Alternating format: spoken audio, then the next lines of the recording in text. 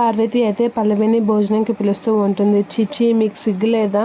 అవని అంత అవమానం చేస్తుంటే ఇంకా మీరు తినడానికి పిలుస్తున్నారా అని అయితే పల్లవి అయితే పార్వతితో అంటూ ఉంటుంది. ఆ మాటలకి అందరూ ఒకసారిగా షాక్ అయ్యి హాల్లోకి అయితే వస్తూ ఉంటారు. ఏమైంది ఇప్పుడు, ఏటి మళ్ళీ నోరులేస్తుంది అనేది అంటూ ఉంటాడు కమల్. వీరందరూ అవని ఈ ఊర్లో అంత పరువు తీసిస్తుంటే మీరు ఎలా తింటున్నారు, మీకు అసలు సిగ్గులు లేవా అని చెప్పి అంటూ ఉంటుంది. ఆ మాటలకి అందరూ షాక్ అయ్యి అలా చూస్తూ ఉండిపోతూ ఉంటారు.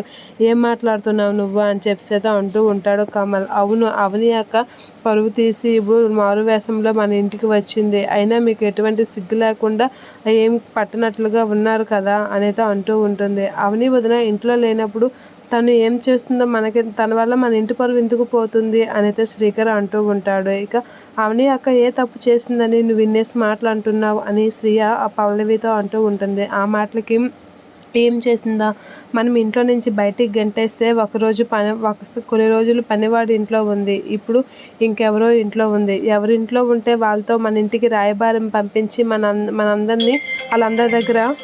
అందరి దగ్గర మన పరువు తీస్తుంది అని చెప్పి అంటూ ఉంటుంది. ఆ మాటలకి అక్షయ్ అయితే షాక్ అవుతూ ఉంటాడు. అయినా తంది ఇంత చీప్ క్యారెక్టర్ అని నేను అస్సలు అనుకోలేదు.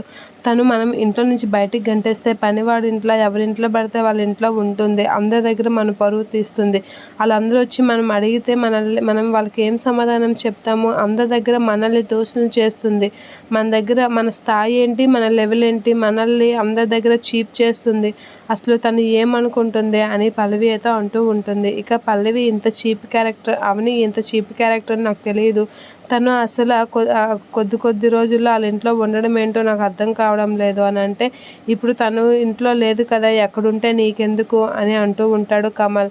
ఏంటి తను మన ఇంటి పరువు అందరి ఇళ్లలో ఉండి తీస్తూ ఉంటే మన పరువు ఏం కావాలి అని చెప్పి గట్టిగా అంటూ ఉంటుంది పల్లవి. అలా అనేసరికి పల్లవి మాటలకి కోపంతో రగిలిపోతూ ఉంటాడు అక్షయ్.